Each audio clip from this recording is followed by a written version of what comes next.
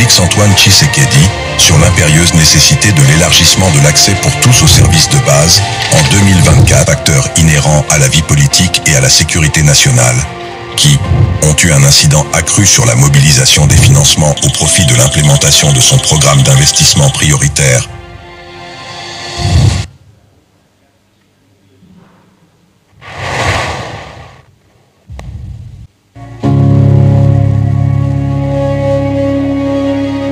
On ne savait pas qu'un jour on allait avoir un courant stable comme ça. Et surtout à l'aéroport ici, on ne s'attendait même pas. Oui, quand on a un courant, ça passe. Mettons toujours un courant, 24 heures sur 24 heures, le courant est efficace.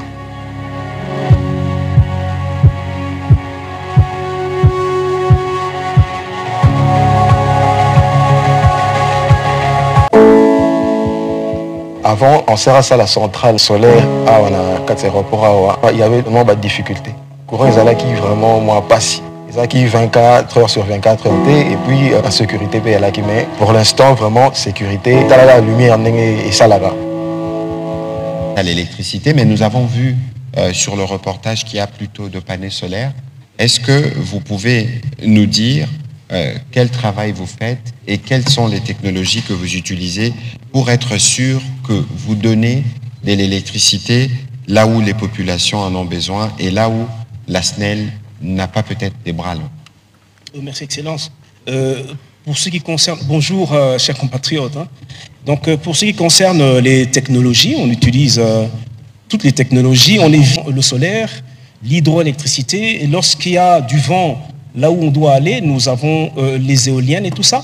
Mais aujourd'hui, nous avons commencé à développer la filière biogaz, c'est-à-dire à partir des déchets organiques, produire de l'électricité, que ce soit pour l'électricité elle-même ou même pour la cuisson propre. Voilà. Alors, on va revenir au point de départ. Lancer, c'est quoi Lancer? Pour ceux qui vont suivre, en tout cas, ce soir, comment vous opérez? Quels sont vos rayons? Est-ce que vous êtes dans toutes les 26 provinces? Merci, Excellence. ANSER, en fait, c'est l'acronyme de l'Agence nationale pour l'électrification et services énergétiques en milieu rural et périurbain. En fait, il y a deux volets. Vous voyez, il y a électrification et puis il y a services énergétiques. C'est-à-dire même lorsque on devrait produire de l'électricité, on devait électrifier des entités rurales, il faudrait impérativement que cela s'accompagne d'un programme de développement des projets d'usage productif qui vont garantir en tout cas un développement socio-économique de la zone. La mission des lanceurs, effectivement, c'est la promotion de l'électrification dans les zones rurales et périurbaines. Aujourd'hui, on fête 5 ans. ANSER a été opérationnalisé le 17 juillet 2020 et aujourd'hui c'est 17 juillet 2025. On a 5 ans et le but c'était évidemment de pouvoir montrer ce qu'on a pu faire les 5 premières années et évidemment partager aussi nos perspectives pour les 5 ans qui arrivent. Alors dans un premier temps, c'est clair qu'il faut planifier. Nous avions commencé par réfléchir la planification. C'est un secteur nouveau qui a été libéralisé à peine en 2014. Le PCA reviendra sur l'historique. Nous avions donc commencé par la planification. Et dans le cadre de la planification, nous avons produit ce que nous appelons les plans locaux d'électrification, des PLE. La RDC compte 145 territoires. Aujourd'hui, nous sommes en mesure de vous dire la stratégie d'électrification territoire par territoire. Chaque territoire a ses réalités et chaque territoire a une stratégie bien précise d'électrification. Et c'est un plan qui se met à jour régulièrement. Et après cela, nous avons, à l'issue de ces PLE, donc ces plans locaux d'électrification, on a dû dénombrer une histoire de 1100 projets à peu près. On a listé plus de 1100 projets sur l'ensemble des 145 territoires. Et nous avons mis en place ce que nous appelons le PIP, le programme d'investissement prioritaire, d'à peu près 270 projets. Et de ce programme d'investissement prioritaire, nous avons extirpé à peu près 65 projets en cours, 22 qui sont terminés, et il y en a à peu près 43 qui sont avec un taux d'avancement moyen des 60% et qui sont en cours. Pour le reste, c'est que nous avions au départ, évidemment, un target. Quand on commence, on se dit, par rapport aux besoins, la première année, déjà, nous allons développer 744 mégawatts par rapport aux besoins. Mais effectivement, les 5 dernières années, nous avons pu développer, c'est minime, mais il y a beaucoup de contraintes, plus ou moins 30 mégawatts, qui représentent pas grand-chose, mais par rapport aux chiffres. Mais si on prend l'impact réel dans les zones rurales et périurbaines, l'impact est très important, ce qui motive d'ailleurs, par rapport à notre planification des 5 ans à venir, atteindre plus ou moins 52% en 2030. Je vous donne un chiffre très rapidement. Dans les zones rurales, le taux d'électrification est de 1%. Et globalement, on parle de 20%, mais dans les zones où nous opérons, le taux est de 1%. Donc le défi à relever d'ici 2030, c'est de ramener le taux à 52%. Et pour ça, nous savons plus ou moins comment procéder. Je pense que lors de cet échange, nous allons présenter différentes approches. Alors, monsieur le DGA, peut-être qu'il fallait dire pourquoi on a besoin d'en serre là où il y a la SNEL. Pourquoi on a besoin d'en serre là où il y a la SNEL? C'est plutôt là où il n'y a pas la SNEL. Je parlerai plutôt qu'on a besoin de l'en serre là où il n'y a pas la SNEL. La SNEL, généralement, dessert les zones urbaines. Et depuis que Anser a vu jour, donc tout ce qui est zone rurale et périurbaine, Anser s'en charge. Mais nous avons un très bon cadre de collaboration avec la SNEL. Vous allez vous rappeler que la SNEL elle-même avait déjà une direction d'électrification rurale. Mais à l'avènement de l'Anser, la SNEL a dû transférer à l'Anser les études qui ont été réalisées dans les zones rurales. Aujourd'hui, nous opérons là où la SNEL n'est pas. Mais même là où la SNEL est, ça nous permet de pouvoir développer autre chose. Je donne un exemple. Nous avons un grand projet qui, dans ce poste, ça peut automatiquement desservir une partie de la population et le reste de puissance, on peut desservir les autres zones rurales et périurbaines. Donc nous opérons essentiellement là où la SNEL n'est pas, mais là où elle est, on essaye d'avoir quand même un cadre de collaboration.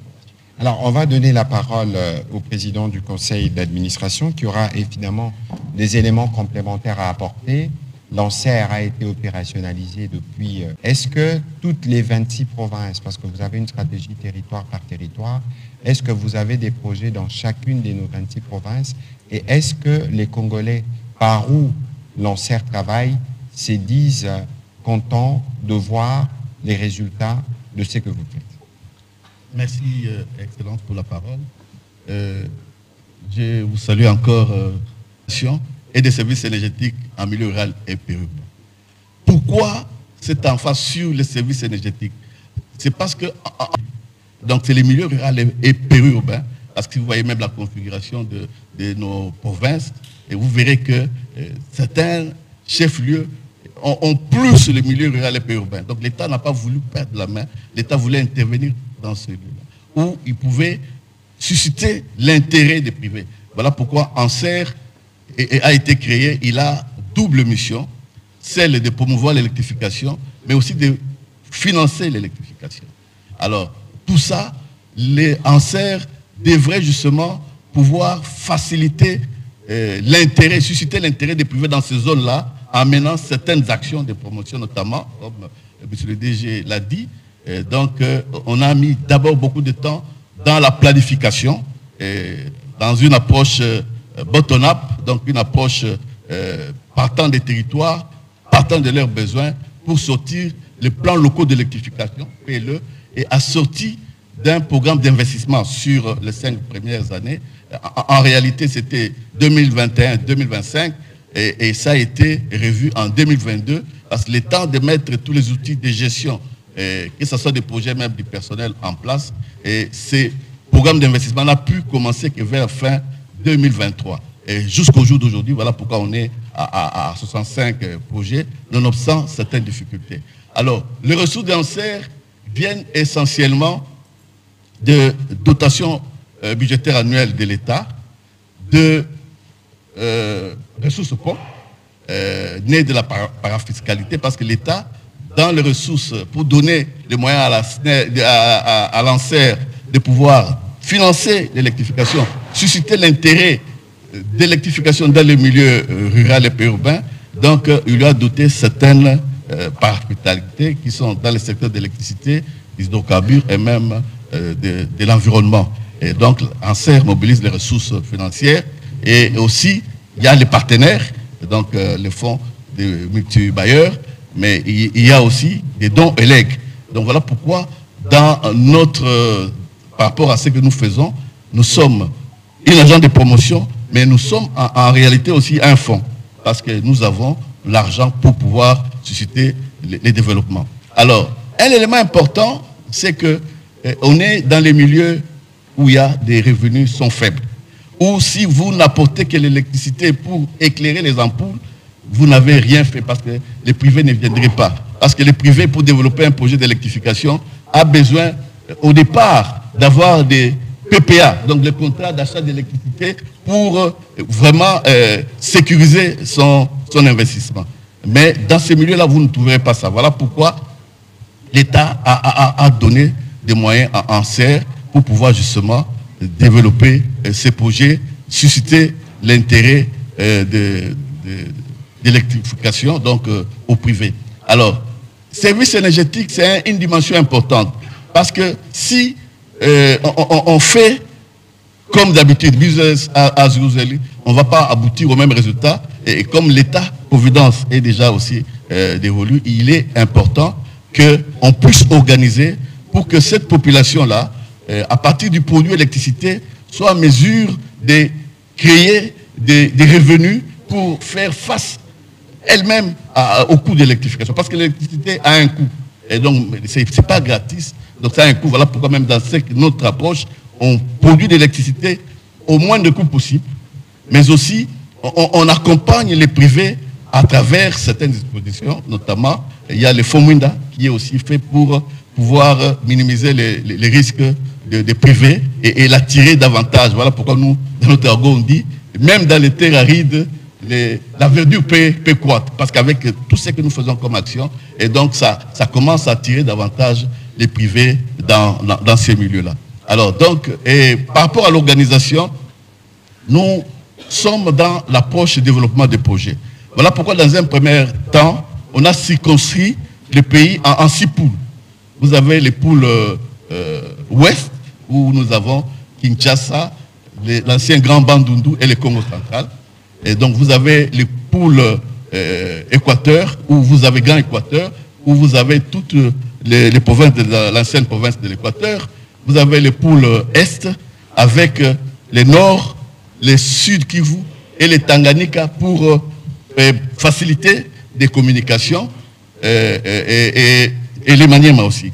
Donc vous avez les poules Grand Katanga avec les Haut Katanga, les Lualaba et les deux. Et puis vous avez les poules, les grands poules, c'est les poules Grand Katanga et Grand Kasaï qui, lui, a eu, par rapport à certaines approches où on a développé plusieurs projets, mais les poules Grand Katanga comprend tous les grands Kasaï, donc les Sankourou et tous les restes. Alors ça nous permet justement de pouvoir, parce que dans ces poules-là, on a les coordonnateurs des poules provinciaux, parce qu'en réalité aussi, ANSER sert de conseiller de nos provinces, parce que nos provinces peuvent au jour d'aujourd'hui, à travers ANSER, pour développer des projets d'électrification et obtenir aussi l'encadrement d'ANSER dans la mise en œuvre des projets. Donc je pense que je peux m'arrêter à ce niveau. Voilà, merci beaucoup, Monsieur le Président du Conseil d'administration, Monsieur Camille Kabasele. On est des centrales, on a commencé par les Grands Bandundu, Bongayasa, Ipamu. Aujourd'hui, dans le Grand Kasaï, nous avons... Bongayasa, Ipamu, c'est dans quel territoire pour nous permettre d'avoir une vue géographique du dossier? En tout cas, c'est le grand... Nous, c'est de l'Okwilu, on a le Grand Bandundu. Bongayasa, Ipamu, je ne peux pas vous donner la précision, le nom du territoire, Eric mais en tout cas, c'est même beaucoup plus... En disant Bongayasa, c'est même beaucoup plus précis. Idiofa. Le territoire d'Idiofa. Voilà. Voilà. Nous avons électrifié Lumumba ville dans le Sankourou. Aujourd'hui, Lumumba-Ville est électrifiée. Au-delà de l'éclairage public, il y a une centrale à Tchumbe, il y a une centrale à Wembonyama, une centrale à Lubefu, Lusambo. Et aujourd'hui, dans le Grand Kasaï, au niveau de Kananga, je pense que vous venez de voir les images que nous avons projetées. À Tanganyika, au niveau de Kongolo, et puis quand vous allez à l'équateur, à Bassan-Koussou et à Bongandanga, donc il y a une vingtaine de projets déjà terminés. Je vous invite vivement à prendre nos rapports annuels qu'on a ramenés ou aller sur notre site internet. Vous pouvez en tout cas accéder aux données précises en rapport avec tous les projets qui ont été réalisés. Voilà, merci. On va prendre la question de M. Ahmed. C'était prévu que vous puissiez mobiliser combien de fonds et vous avez pu investir combien? Et pour plus de lisibilité, c'est vrai que la libéralisation du secteur de l'électricité, c'est depuis 2014. Et on voit qu'il y a très peu de privés dans les secteurs. Alors, qu'est fait l'ensemble? La première question, combien nous avons pu mobiliser? Nous avons, pour les 5 ans, mobilisé plus ou moins 50 millions de dollars qui sont la dotation de l'État congolais.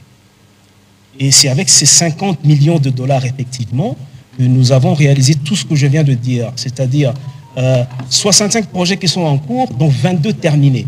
Et les 43 restants, le taux d'avancement, c'est plus ou moins de 60%. C'est avec la dotation de l'État. La deuxième chose, par rapport à la puissance qui devait être développée, nous avions, nous, planifié, en tout cas, pour la première année, de pouvoir développer plus ou moins 700 MW, mais nous en avons produit avec précision 38 MW. Les 38 MW, c'est effectivement en rapport avec tous les projets réalisés que je viens d'évoquer tout à l'heure. Et je profite effectivement pour pouvoir donner les targets que nous avons dans les 5 ans qui vont venir. Dans les 5 ans qui vont venir, nous pensons atteindre 8000 MW. Mais c'est clair que c'est un énorme défi qui ne dépend pas que de Anser, mais nous avons toutes les capacités techniques et stratégiques qui peuvent nous permettre de pouvoir atteindre l'objectif. On peut encore revenir sur ça. Et effectivement, d'ici 2030, il faudrait, de manière globale pour l'ensemble du pays, avec tous les programmes compacts énergétiques qui arrivent, on parle en termes de 40 milliards, mais en réalité, pour nous, par rapport au public, il faudrait mobiliser plus ou moins 5 milliards de dollars dans les 5 ans à venir. C'est un réel défi par rapport à notre gouvernement et par rapport à notre capacité de mobiliser les partenariats internationaux. Alors, la question sur les privés, ça c'est une très bonne question. Le secteur a été libéralisé depuis 2014, mais vous allez voir que les 5 dernières années, il n'y a eu que 20 titres qui ont été donnés aux entreprises pour pouvoir opérer. Hein, c'est un défi réel à relever sur la lourdeur administrative. Ce sont des structures jeunes, effectivement, nous et l'ARE. Il est question de pouvoir booster, hein, d'une certaine manière, le fonctionnement pour que nous puissions atteindre, en tout cas, un nombre plus élevé des opérateurs privés. Nous participons beaucoup à des forats internationaux. Nous rencontrons beaucoup de privés qui sont intéressés, évidemment, à venir au Congo, parce que le Congo, c'est un grand marché. Je vous disais que dans les zones rurales et périurbaines où vivent 80 millions de nos concitoyens, le taux, c'est seulement 1%. Et tout ce que vous avez, ce que vous connaissez comme ressources qui attirent les investisseurs privés, se trouve dans les zones rurales et périurbaines. Ce qui fait qu'il y a un grand intérêt. Chaque fois que nous participons à ces forats, nous sommes approchés. Nous faisons des démarches, mais nous sommes approchés par ces gens. Ce qui arrive, c'est que nous avons ce qu'on appelle, on a construit ce qu'on appelle le guide de l'investisseur dans notre secteur. On sait comment on l'accueille, on essaye d'identifier ses besoins, on essaye de voir quels peuvent être les goulots d'étranglement et nous l'accompagnons. Nous sommes un établissement public. Si lui doit obtenir un titre auprès de l'ARE, c'est une structure sœur. Donc on a des passerelles beaucoup plus faciles. S'il faudrait qu'il obtienne un agrément au niveau du secrétariat général, nous sommes un établissement public, on a des passerelles beaucoup plus faciles. Donc au travers de ce guide, nous avons mis en place des mécanismes pour faciliter les investisseurs privés qui arrivent. Et je voudrais vous garantir qu'il y en a beaucoup. Nous avons signé au mois de mars à Berlin un contrat avec la société GOF pour développer des centrales dans à peu près 200 villages pour un montant de 150 millions de dollars. On a signé un protocole d'accord avec la société Angélique pour aussi plus ou moins le même montant. Et il y a beaucoup d'expressions, en tout cas d'intérêt des privés dans ce sens-là. Et nous mettons en place ce mécanisme pour pouvoir les accompagner. Nous espérons vivement qu'avec tout ce qui se met en place pour pouvoir fluidifier l'administration, nous pouvons arriver, en tout cas d'ici 2030, à augmenter ce taux des privés. Merci. Voilà, on va prendre la question de M. John Lancer. Monsieur le directeur général adjoint, la population, qu'elle soit rurale ou urbaine, a droit à l'électricité, comme cela éternellement, mais où des groupes armés exercent leur autorité.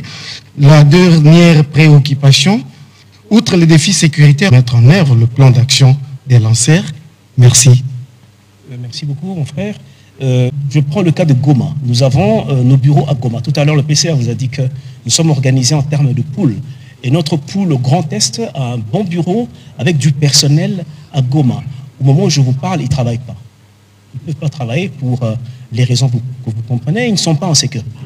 Alors, nous venons récemment de recruter un nouveau coordonnateur pour la zone et il va se positionner à Kindu. Parce qu'on ne peut pas non plus laisser la zone comme ça. Donc, il va se positionner à Kindu où il va travailler beaucoup sur Maniema, évidemment, le temps que les choses puissent se régulariser. Donc, voilà. Mais sinon, nous avons un bureau à Goma. Nous opérons à partir de Goma. Nous avons la facilité d'atteindre tous les autres points du Grand Est. Pour les autres défis, il y a plusieurs défis que nous avons. Des défis, par exemple, de logistique. Vous savez, lorsqu'on construisait la centrale de Bongayasa, on a ramené des panneaux par route, mais 20% des panneaux ont été cassés à l'arrivée. Donc c'est très difficile. Et par rapport à ça, nous avons même fait des démarches pour rencontrer nos frères de Foner, nos frères de l'Office de route. C'est pour voir comment est-ce qu'il est possible, dans leur planification, de positionner déjà les axes qui concernent nos projets. Ça facilite en fait l'acheminement des équipements. Pour Tchoumbe, Lodja et Lumumba-Ville, on a dû acheminer du matériel par avion. Ça coûte plus cher. Et vous savez, quand le coût de logistique et tout ça coûte cher, ça a une incidence sur le prix du kilowattheure que paiera la population. Donc la route, c'est un énorme défi. Un deuxième défi déterminant, c'est clair que le défi, le grand boulot d'étranglement, c'est le boulot d'étranglement financier. Je viens de vous dire que c'est seulement 50 millions de dollars qui nous ont permis de faire ce qu'on fait. Si on fait une moyenne, c'est 10 millions qu'on reçoit chaque année du gouvernement pour faire ce qu'on a à faire.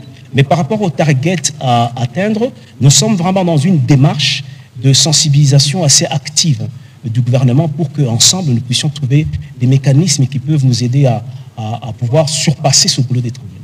Voici les difficultés que nous avons, mais nous avons la foi que les choses sont en train de se régler et que nous allons reprendre normalement la vie à Goma et ailleurs. Voilà, merci. En attendant de prendre la question de Tite Lyungi, nous savons que nous avons Inga, qui a le potentiel qui est celui-là. Mais Inga, même si on les développe, ce ne sera pas la source de production, ce n'est pas la seule source de production d'électricité que nous avons. Nous avons tant de rivières, nous avons du vent, nous avons du soleil. Et nous avons des populations dans des milieux justement ruraux et périurbains qui n'ont pas accès à l'électricité. Donc Anser a été créé spécifiquement pour profiter de ces potentiels naturels que nous avons, pour produire de l'électricité et donner du courant à des Congolais partout où ils se trouvent. En attendant, évidemment, que la SNEL ou que nous puissions développer Inga dans ces trois phases. Mais quels que soient les développements qu'on peut faire de Inga, ce que nous devons retenir, c'est qu'à travers cette agence spécialisée, nous voulons nous assurer que tous les autres potentiels de production en électricité, même petits, puissent servir à donner de l'électricité à nos populations environnantes. Parce que point n'est besoin de vous rappeler que sans électricité, on ne peut pas penser développement. Monsieur Tite Lyungi, allez-y pour votre question. Centrale ou un projet sur la construction d'une centrale de 12 MW, microcentrale bien évidemment, sur la rivière Loloa, appelée population congolaise, où vous en êtes par rapport à la construction de ces centrales. La deuxième question. Merci beaucoup, monsieur Tite, c'est ça? Voilà. La première question, c'est la fiche technique du projet de la centrale hydroélectrique de Mbombo. En quelques mots, nous avons, cette centrale est prévue pour produire 19 mégawatts que nous pensons réaliser, comme vous le dites, en 24 mois. Pourquoi 24 mois? Parfois, ça surprend. Si vous allez à Mbujimaï, dans le territoire de Miabi, il y a les Chinois qui ont construit la centrale de Tubitubidi. Ils l'avaient construite spécialement pour exploiter le diamant dans la zone. Et cette centrale, qui est de plus ou moins 12 mégawatts, a été construite en 16 mois. Et c'est d'ailleurs les mêmes Chinois, par rapport à leur expertise dans la zone, c'est les mêmes Chinois que nous sommes en train, en tout cas, d'utiliser pour la centrale de Mbombo. Je disais qu'elle a 19 mégawatts en puissance installée et 24 mois. Et c'est pour desservir non seulement une partie de la population de Kananga, mais c'est surtout les zones rurales et périurbaines. La ville de Kananga a 5 communes, mais vous savez, il y a des communes, elle a au moins 4 communes rurales ou périurbaines. Ce qui fait que notre centrale permettra à la fin de desservir toutes ces communes. Vous savez, la ligne Inga-Kolwezi traverse le Kasaï, mais les gens qui sont là n'ont pas d'électricité. Et nous, on ne veut pas que ces choses se reprennent. On tire une ligne sur la Louloua, on l'amène à Kananga, et tous ces villages que nous traversons, Chibambula, Konko et consorts, n'ont pas d'électricité. Non. Nous allons privilégier effectivement ces zones-là, mais on pense quand même desservir une bonne partie à Kananga au travers évidemment de notre collaboration avec la SNEL. La deuxième chose, Anser est en train de penser à la gestion. Je pense qu'on parle du même projet, alors que ce n'est pas notre boulot. Oui, tout à l'heure, le PCA vous a rappelé aussi que le secteur a été libéralisé. Nous travaillons pour booster le secteur privé. Aujourd'hui, je vous disais que du gouvernement, nous avons reçu 50 millions, mais ça nous permet, nous, de pouvoir identifier des partenaires privés qui ramènent 10 fois ou 20 plus que ça. Et c'est ça qui motive aussi le fait qu'il faut booster le secteur privé. Pour la centrale de Mbombo, il y a des privés qui sont positionnés. Il y a des privés, il y a des fonds privés qui sont dedans, mais il y a aussi des fonds publics que nous voulons. Nous aimerions bien que cette centrale, qui est très stratégique pour cette province, il y ait plutôt le concept de PPP, le partenariat public-privé. Les privés sont là, mais l'État est là aussi, ça permet de pouvoir contrôler un peu le privé, se rassurer que tout se passe dans de bonnes conditions. Donc ici, ce n'est pas nous qui allons gérer, on n'a pas la mission de gérer. Ce sont des privés qui vont gérer cette centrale et nous encourageons beaucoup, même les provinces, à pouvoir créer des sociétés provinciales d'électricité comme la SNEL, mais ce sont des SNEL créées par les provinces, ce qui est le cas par exemple de le Congo central aujourd'hui. Il y a la Chambre de commerce et d'industrie du Congo central qui ont mis en place une sorte de société pour gérer tout ce qui est source d'énergie dans la zone. Donc effectivement, nous, on ne va pas gérer, mais nous avons des privés qui vont se positionner, mais tout est réglementé. Nous sommes là quand même pour le contrôle, que ce soit pendant la construction ou que ce soit pendant la période d'exploitation et de gestion. Une autre question, c'est que faire si la centrale est en panne? Vous savez, pour que lorsque nous, on construit des centrales et qu'il y a un privé qui doit se positionner, il présente un business plan. Pas seulement un business plan, mais il présente aussi un plan de gestion de la centrale, un plan de maintenance et tout ça. Ce sont tous ces facteurs, et puis la capacité financière. Ce sont tous ces facteurs qui peuvent être déterminants pour dire oui, cet opérateur est crédible ou pas. Donc, un privé qui vient pour gérer la centrale, il y a un plan de maintenance qui est contenu, qui est dans le dossier en fait qu'il est en train de présenter. Et puis, comme je vous dis, Anser a une direction technique très développée avec une expertise de haut niveau. Ça nous permet de mettre en place aussi un plan de suivi, sans pour autant entrer dans la gestion. Cela pour nous rassurer que tout se passe bien. Dans tous nos projets, regardez le niveau de contrôle. Le premier contrôle, c'est que nous avons des directeurs provinciaux, des pôles. Dans le Grand Kasaï, où se trouve ce projet, il y a un directeur provincial. C'est un élément de contrôle. Nous avons des DPO, des délégués à pied d'œuvre, qui sont dans la région, qui est un agent Anser. Nous engageons toujours des cabinets conseils. Eux, ils sont même pendant le processus pour faire respecter le cahier des charges. Dès qu'il y a une erreur, tout de suite, ça se corrige. Avant de valider les factures et qu'on puisse payer, il faut que tout se passe selon les normes. Il y a le bureau conseil. Au sein de la société elle-même, on se rassure aussi qu'ils ont un dispositif qui permet de contrôler tout ça. pour nous rassurer qu'à la fin, nous avons une unité qui correspond exactement au cahier des charges. Mix énergétique, oui, nous sommes dans ça tout à l'heure. Je répondais à la question de son Excellence en disant que nous sommes dans toutes les technologies propres. C'est vrai que toutes nos centrales solaires, nous avons toujours un backup en thermique, mais pas beaucoup. C'est juste pour intervenir dans le cas où il y a un souci. Mais nous privilégions tout ce qui est énergie propre. Le solaire, l'hydroélectricité, le soutirage. Aujourd'hui, quand on parle avec la SNEL, c'est qu'on soutire à certains endroits sous les lignes de la SNEL pour desservir. Et puis les éoliennes, c'est bien parce que le problème, c'est qu'au Congo, il n'y a pas tellement d'endroits où on peut développer les éoliennes.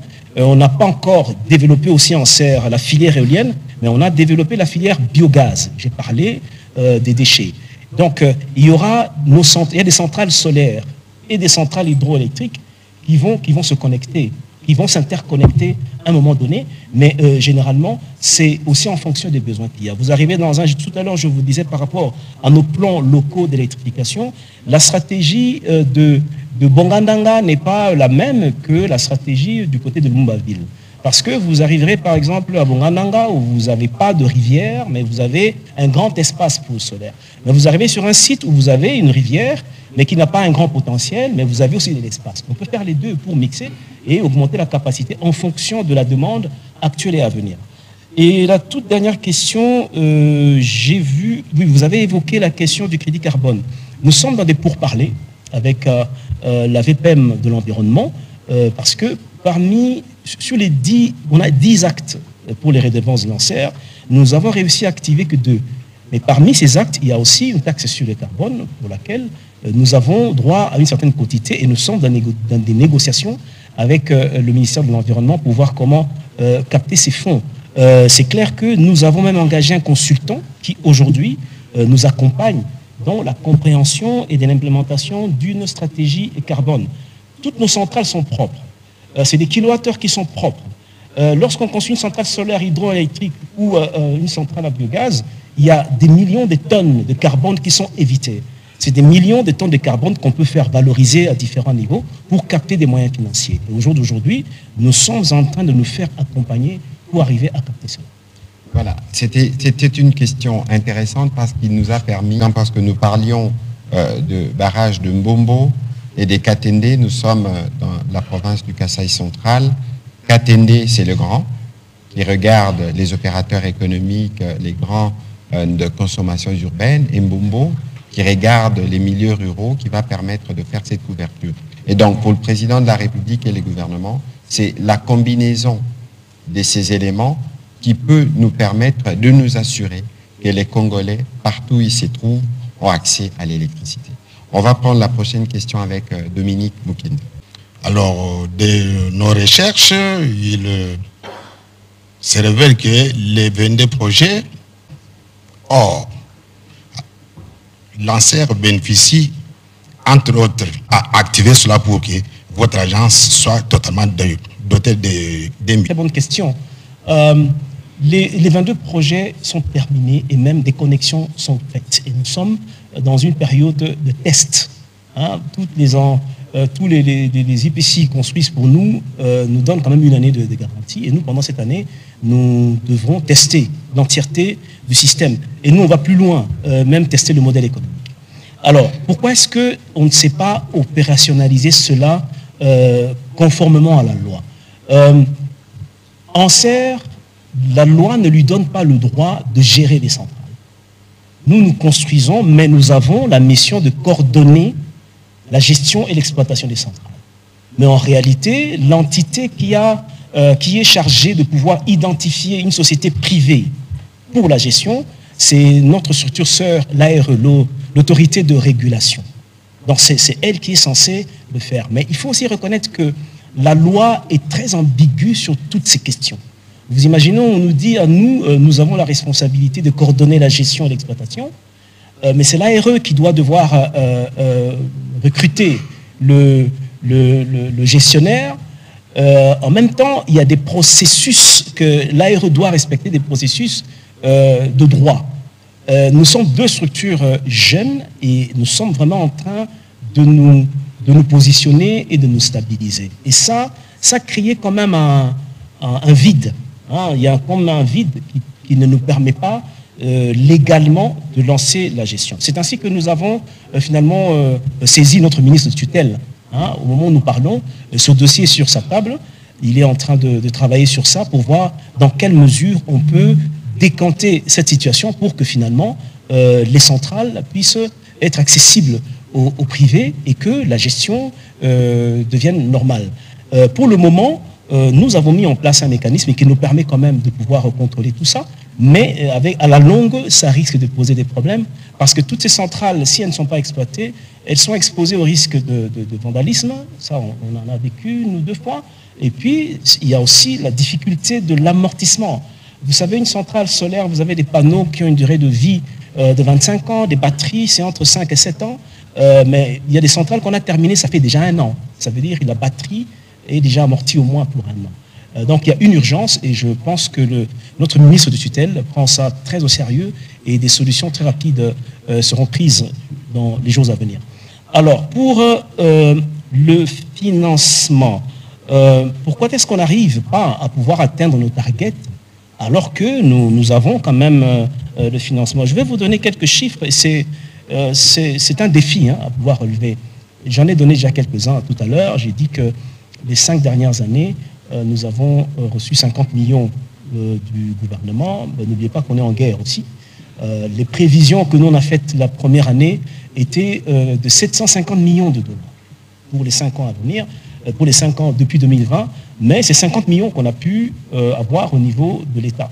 Quelle est la difficulté qu'on a parfois lors de la mobilisation des investissements privés? Il y en a des gens qui prennent de risques, qui viennent quand même. La difficulté est que les gens veulent voir qu'est-ce qui est mis sur la table par l'État, pour voir dans quelle mesure eux aussi venir. Et une autre difficulté, c'est effectivement toute cette situation globale qui fait que parfois les privés hésitent. Ici, l'État, 50 millions de dollars pendant 5 ans, 10 millions par année, c'est très peu. Les redevances que nous recevons au jour d'aujourd'hui, nous n'avons pas encore activé toutes les redevances. Il y en a encore 8 à activer, mais ce sont des démarches, c'est un combat des titans parce qu'il faut convaincre les ministres. C'est une démarche énorme qu'on doit faire.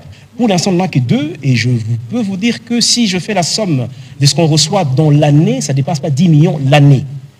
Alors, il y a un effort que nous devons faire ensemble du côté du gouvernement, mais aussi un grand travail que nous devons continuer à faire pour mobiliser le secteur privé afin qu'il vienne pallier en fait pas à nos failles, mais en tout cas à notre déficit sur le plan financier. Troisième question, les projets phares. J'en ai cité quelques-uns tout à l'heure. Vous avez vu le projet de Kananga, des témoignages. C'est exactement la même chose quand vous allez à Bongayasa, exactement la même chose si vous allez à Tchumbe, Lumumba-Ville, à Ngandajika, la même chose si vous allez à Bassankusu, à Bongananga. C'est exactement le même modèle, avec le même impact. Mais lorsque cette situation sera réglée, celle de l'opérationnalisation, ça nous permet alors en ce moment-là d'atteindre tout le monde. Je vous donne un chiffre. Lorsque nous avons, les toutes premières années, nous avions la capacité en tout cas de desserte était pour 95 125 ménages pour les 38 mégawatts qu'on a. Mais au jour d'aujourd'hui, on n'a pas encore connecté les 95 000, mais nous avons la capacité de les connecter. On a connecté quelques-uns pour le test de nos centrales, mais on a la capacité de les connecter, mais on n'a pas encore fait totalement parce qu'il faut que ce goulot d'étranglement puisse être réglé et j'ai la foi que ça va se régler très vite. Bien sûr que ça va se régler vite parce que c'est justement l'un des points sur lequel nous nous penchons au niveau du gouvernement parce que nous considérons que donner de l'électricité aux Congolais à la base, c'est permettre justement, par exemple, de conserver ce que l'on peut produire et de nous assurer que nous prenons des initiatives. On a vu tout à l'heure dans les reportages les populations qui sont aux environs de l'aéroport de Kananga qui peuvent aujourd'hui bénéficier de tous les avantages liés à ces secteurs. Nous aurons sûrement l'occasion de revenir dans un prochain exercice avec le ministre des ressources hydrauliques et électricité, avec lesquels nous avons déjà discuté sur le sujet, et on aura l'occasion de faire le point. Ici, c'est qu'on sert Boudi démontre justement l'engagement du gouvernement. Évidemment, on est dans un contexte qui est celui-là du fait de la guerre, mais que rien n'est laissé, surtout pas un secteur qui peut être un secteur catalyseur. Parce que lorsque vous avez un congélateur dans un village, vous avez un réchaud dans un village, ça peut vous servir à avoir un bar ou un maléwa ou une possibilité de survie. Et donc, il faut considérer que le fait, par exemple, pour ces 5e anniversaires, nous le mettons en avant, c'est pour voir dans quelle mesure nous avons déjà commencé à travailler à donner des réponses, mais c'est pour aussi vous donner une idée de l'impact finalement. Lorsqu'on vous dit les premières cibles, c'est 95 000 ménages, 95 000 ménages, si on part d'un ménage de 5 personnes, on est déjà à peu près 475 000 personnes, un demi-million. Et donc, ça veut dire qu'avec les différents projets qu'il y a dans les portefeuilles, avec évidemment l'appui du gouvernement et d'autres mécanismes qui sont mis en place pour réussir à financer cette agence, nous serons en mesure de donner plus d'électricité à nos populations et de ce fait, créer les effets induits liés justement à l'arrivée de l'électricité dans ces zones. On va prendre les prochaines questions de Onassis Mutombo et Gilbert Fundi et on va terminer avec Thierry Landau pour une question en IGAM. Facture ou c'est juste vous livrer vos services gratuitement? Au ministre de la Communication, c'est une question d'actualité. Si vous le... J'ai suivi et j'ai lu beaucoup de choses à ces sujets. Alors, il faut bien qu'on se regarde dans les yeux et qu'on cesse d'être hypocrite. Lorsque la circulaire a été prise au niveau du ministère de l'Éducation, la circulaire n'avait pas pour vocation de faire croire que le gouvernement s'est mis dans une position d'encourager. Attention. Parce que une jeune fille enceinte à l'école, c'est les résultats de plusieurs failles. D'abord, il y a la faille de la maison, en termes d'encadrement. Sûrement qu'à un certain niveau, il y a peut-être la faille de l'école. Et qu'il ne faut pas oublier que nous avons une constitution qui consacre le droit à l'éducation. Et qu'on ne peut pas, en aucun cas, penser exclure une jeune fille parce qu'elle est tombée enceinte. Ce serait une double punition. Parce qu'il y a des enquêtes, notamment les enquêtes de population EDS, vous pouvez le lire, qui démontrent que plus les femmes sont instruites, moins elles tombent enceintes. Parce qu'elles apprennent comment se protéger. Et donc, lorsque vous dites que ces enfants ne doivent pas aller à l'école, vous les discriminez. Et en les discriminant, il y a non seulement que notre propre constitution, dans ce qu'elle stipule, est violée, mais n'oubliez pas que la République démocratique du Congo est signataire de plusieurs conventions internationales. Il existe une convention de droits de l'enfant qui proscrit toute forme d'exclusion de l'enfant à l'école. Il ne faut pas oublier alors, parce qu'une élève, nous partons du postulat qu'elle est mineure, peut-être qu'elle a été victime. Les bourreaux, il est où? On en fait quoi? Les bourreaux, là, qui est derrière cette grossesse. Alors, je veux bien comprendre les positions idéologiques de l'Église, mais ici, il faut faire attention. Parce qu'aujourd'hui, à la différence de notre époque où nous n'avions que l'OZRT, il faut admettre que nos enfants ont accès à une masse d'informations en même temps. Ce n'est pas seulement les réseaux sociaux, mais c'est aussi toutes les chaînes qu'il y a avec les différents télédistributeurs que nous avons. Alors, est-ce que nous devons continuer à être conservateurs, entre guillemets, hypocrites, et n'est pas aller donner une réponse à une problématique sociale qui est vécue? C'est que les enfants ont accès à des informations sexuelles tôt.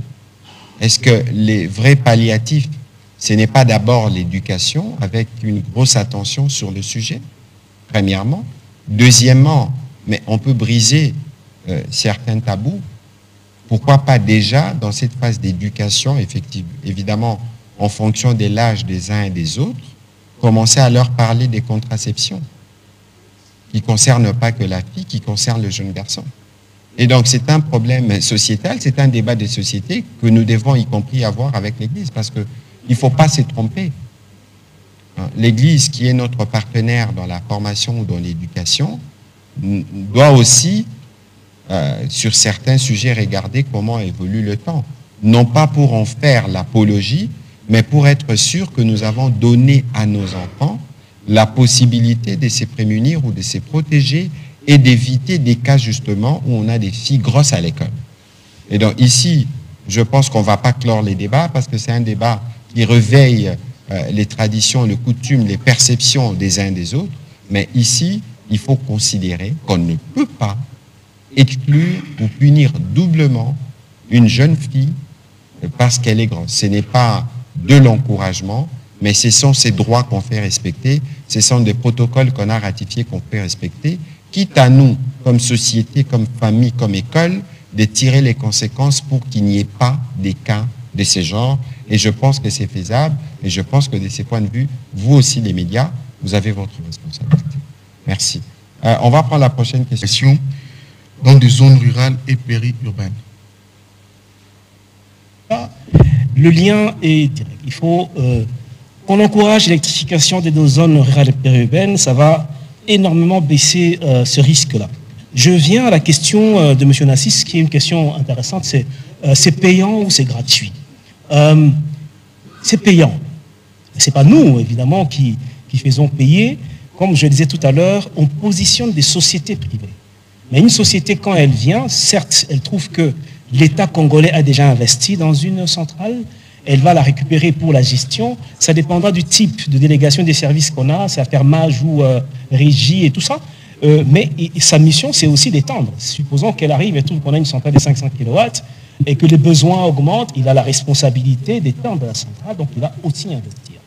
Donc s'il investit, il est normal qu'il puisse avoir un retour sur investissement et que la population puisse payer. Et nous, avant d'aller sur des sites et commencer l'implémentation des projets, nous faisons un grand travail de sensibilisation pour que les gens comprennent que c'est payant. Maintenant, il faut comprendre que, je crois que le PCA l'a dit tout à l'heure, la capacité financière de nos compatriotes dans ces zones est moindre. D'où le fonds Mwinda. Donc ça m'amène à la deuxième question. Le fonds Mwinda intervient, du moins pour ceux qui concernent Nancerre, intervient et peut intervenir dans les CAPEX ou OPEX. Mais le but, c'est que si, par exemple, mon business plan montre que pour que mon système soit rentable et que je puisse très rapidement avoir un retour sur investissement, il faut que le kilowattheure puisse coûter 50 centimes et que la population ne peut payer que 20 centimes. Donc le fonds Mwinda vient payer les 30 centimes pour que finalement l'opérateur va rester dans la zone parce qu'il aura ses 50 centimes pour que ce soit rentable. La population payera ses 20 centimes parce que c'est sa capacité financière. Et nous, l'État, nous sommes contents parce que le taux d'électrification aura augmenté. Ça, c'est un élément important, un outil que nous amenons pour pouvoir pallier à ce problème. Mais sinon, c'est payant. Et je vous dis sincèrement, ça nous étonne parfois. Nous avons fait une expérience à Kamonia. Kamonia, c'est à une centaine de kilomètres de Chikapa. L'installation est faite. On leur dit, mais on va commencer à connecter que des ménages qui répondent à certains critères. Il faudrait qu'il y ait une installation électrique. Il ne faudrait pas qu'il y ait des pailles, par exemple, sur vos maisons, mais il faut qu'il y ait une installation. Mais je vous dis, dans la semaine, une centaine de ménages étaient en conformité pour recevoir de l'électricité. Alors on se pose la question, ils ont eu l'argent, on n'en sait rien. Il y a aussi une démarche qu'on a toujours faite lorsque on fait nos enquêtes, on leur pose la question de savoir, par mois, vous dépensez combien pour la braise? Vous dépensez combien pour la torche, la radio? Vous dépensez combien? Parce que c'est l'énergie. Et vous allez vous rendre compte que très facilement, ils peuvent dépasser le 15 et 20 dollars mensuellement. Et l'énergie qui arrive peut peut-être coûter à peine 10 dollars ou 15 dollars. Et c'est ça qui nous rassure en se disant, tiens, il y a peut-être une capacité à payer, mais il faut seulement travailler sur la volonté à payer. Et pour compléter un élément très important qui permet en fait à ce que les opérateurs puissent rester dans ces zones difficiles où les capacités financières des populations est ce qu'elle est. On a signé récemment, il y a peut-être 2 semaines, un protocole d'accord avec le FPI. Le FPI, sa mission, c'est pouvoir financer les industries, les petites industries. Et comme les zones rurales sont difficilement accessibles, le FPI va s'appuyer sur Nancerre pour que, au moment où nous donne de l'électricité dans la zone, le FPI viendra accompagner dans le financement des industries qui auront déjà été identifiées en amont. Et vous allez voir que ça fait en fait un système qui garantit le développement socio-économique, qui augmente le PIB même dans la zone, qui augmente même la capacité financière de la population de la zone. La question qui était posée sur l'impact du Fonds Mwinda, le Fonds Mwinda en fait a deux rôles. D'une part, c'est celui que je viens d'expliquer tout à l'heure, dans le but d'accélérer l'électrification. Mais deuxièmement, c'est pour pouvoir aider la population à avoir accès à l'électricité en travaillant sur leur capacité financière. Donc, l'impact doit être vu de manière globale. C'est ce que vous avez vu à Cameroun. C'est exactement ça. Voilà. On va prendre la dernière question à Lingala avec Thierry.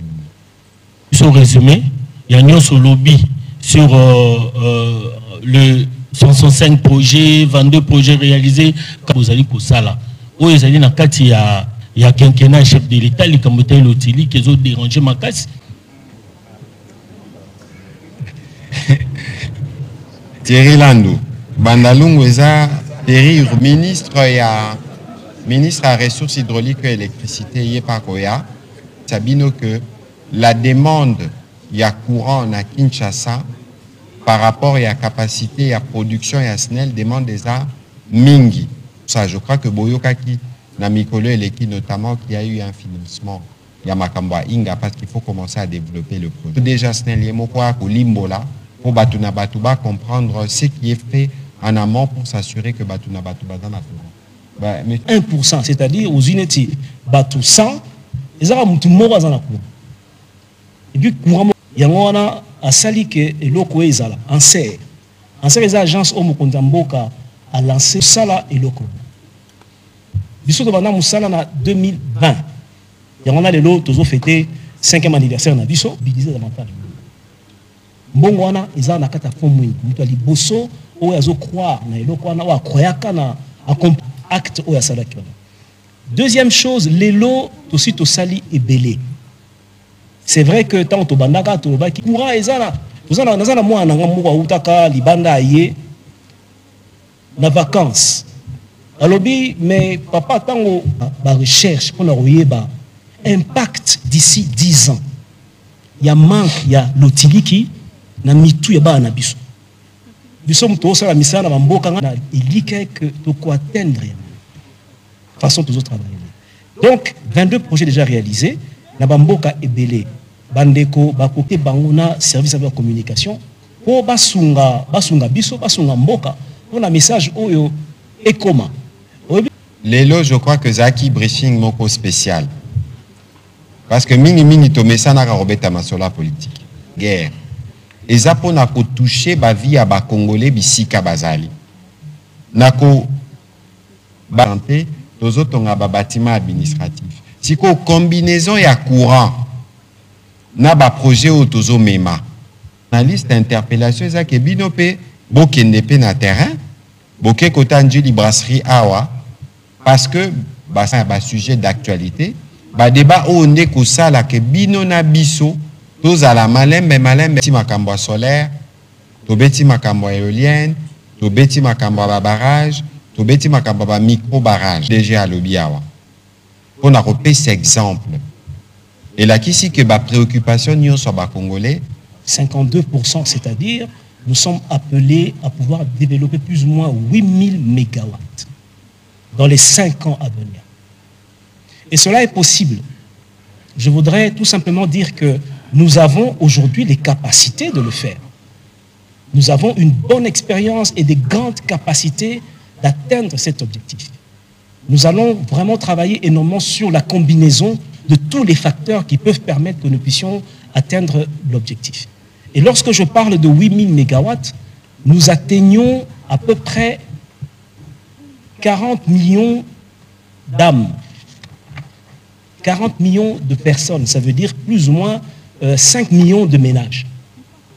C'est un target, c'est un objectif qu'on peut atteindre à la lumière de ce qu'on a mis en place comme stratégie. Mais encore une fois, c'est une combinaison de plusieurs facteurs.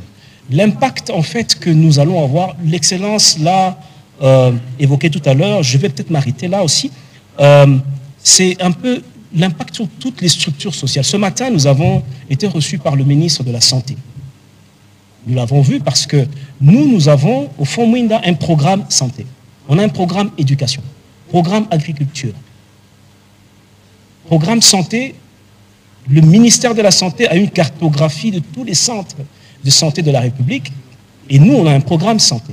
On est allé voir la possibilité de mutualiser les ressources pour que tous les centres de santé, particulièrement ceux plutôt qui ont déjà été construits dans le cadre du PDS 145 territoires, que nous puissions les connecter soit à partir de nos centrales existantes ou alors dans le cadre de notre programme. C'est pareil pour l'éducation, pareil pour l'agro-industrie.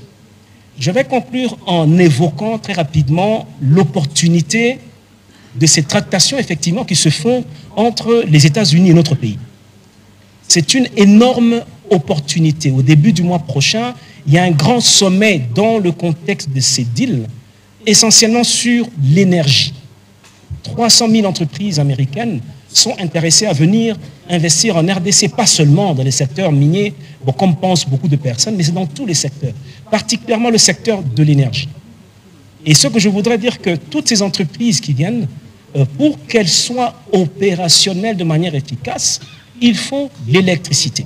Et aujourd'hui, nous avons déjà commencé à anticiper en combinant en fait déjà des réflexions pour voir comment est-ce que, lorsque ces programmes commencent à s'implémenter, que nous ne puissions pas avoir de gros soucis d'électricité. Merci. Voilà, merci. On va terminer, évidemment, on aura l'occasion de balancer, après les annonces, un spot des actes en termes de travail pour électrifier nos milieux ruraux et périurbains. Je ne saurais terminer sans vous rappeler que le choléra circule et qu'il y a nécessité pour nous tous de nous assurer que nous respectons les mesures préventives, notamment les nettoyages de mains et d'éviter de faire de l'automédication lorsque l'on remarque qu'il y a quelques symptômes et aller aux centres qui ont été indiqués au briefing de la dernière fois avec le ministre de la Santé. Merci et bonsoir chez vous.